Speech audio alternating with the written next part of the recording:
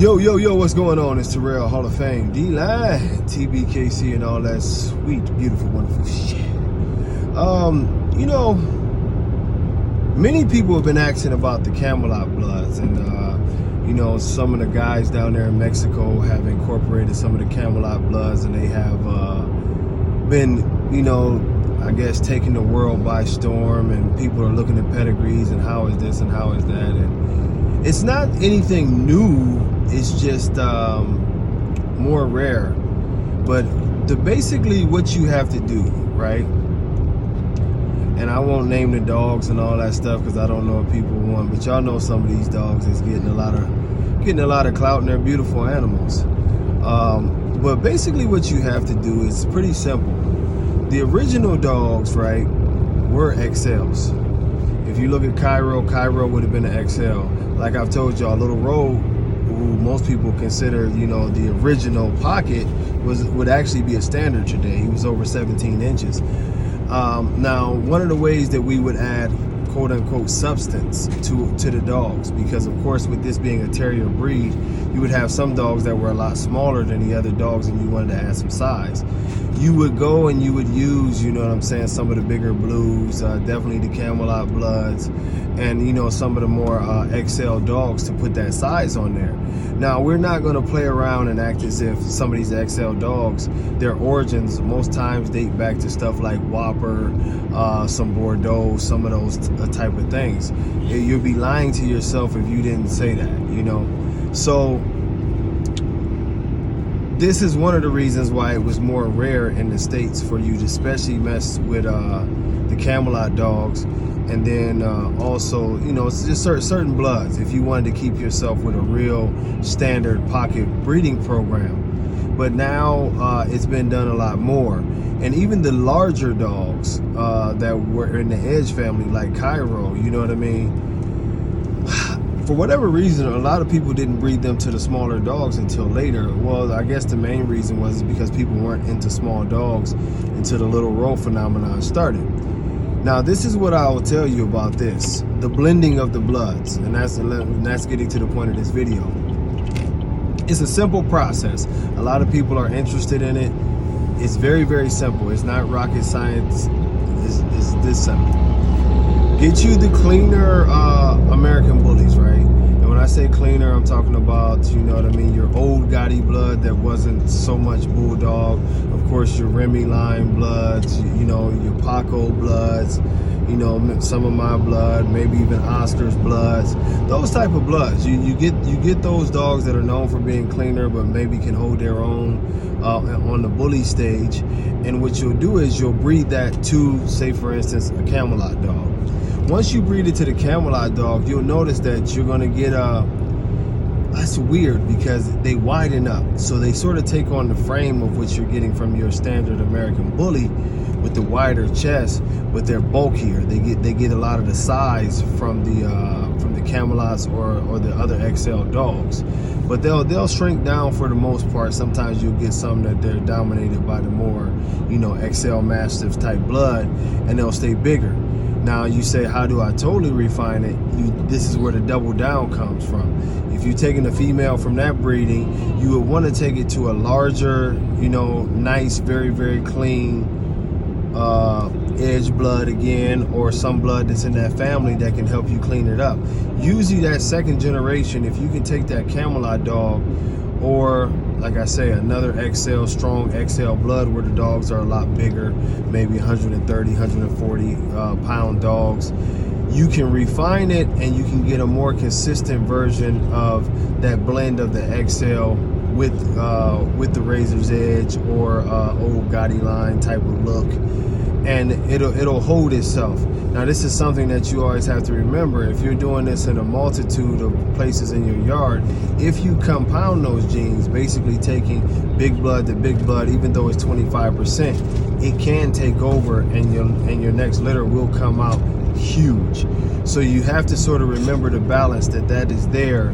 And once you've got a desirable size, you want to start to mix and match phenotype to make sure that you're holding on to that big size and not going back to the huge blood.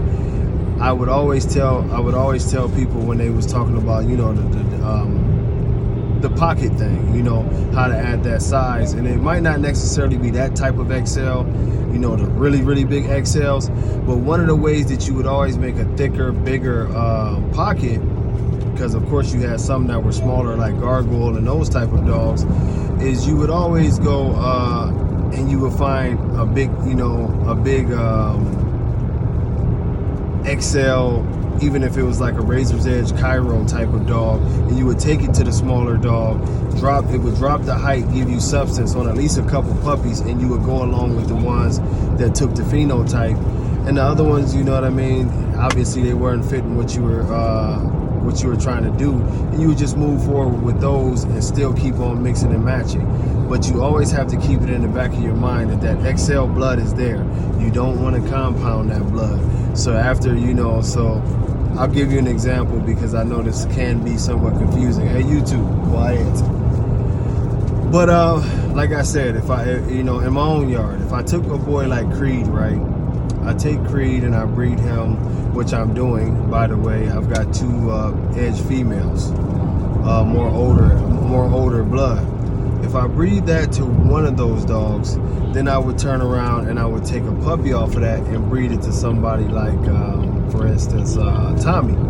Because Tommy, with Mufasa being his grandfather, still has the balance of size, also having lock and load multiple times in his pedigree, another bigger dog. He has the balance of size even though he doesn't have quite their size.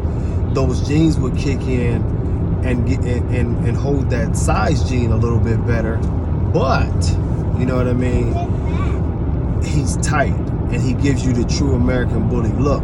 So you're compounding down and doubling down on what I call the true American Bully look, or the edge look, or whatever, a tighter skin, you know, cheekier dog, but that you would get greater substance from the female that you just took to, like I said, I have a Waffle House granddaughter, and I have another old edge female that I would put, and they're very bully dogs, but the one thing that they do is they tighten up the Camelot blood. Then Tommy will even tighten it up even more by adding that in there. You will get the excessive bone, you will get the more size, but it'll be a tighter look, and it'll actually take on the phenotype of an exaggerated Razor's Edge type of look. And you know what I mean, these dogs have been around for a long time. A ton of the blood is in the XL world now. All over, you know, you can go through a multitude of XL bloods that comes from the old school, and I notice it's becoming more and more of a popular thing to go back to that thing of trying to mix and match those dogs instead of having, you know, instead of you just going straight and getting you a damn bulldog and mixing it in the backyard.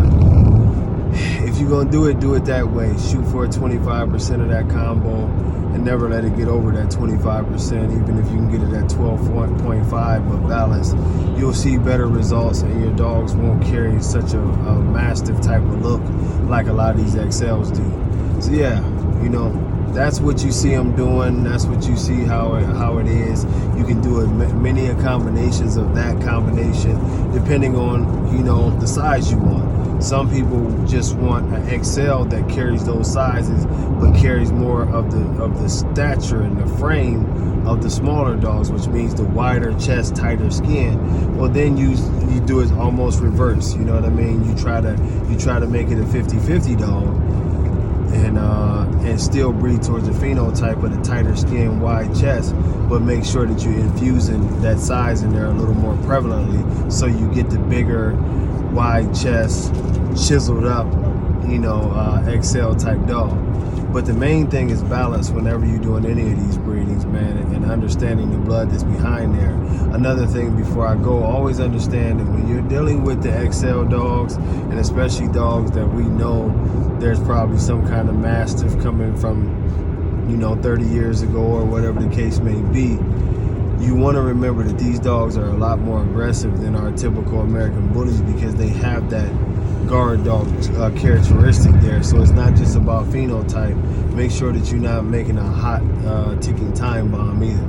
But until next time, y'all, God bless y'all. Much love. Peace.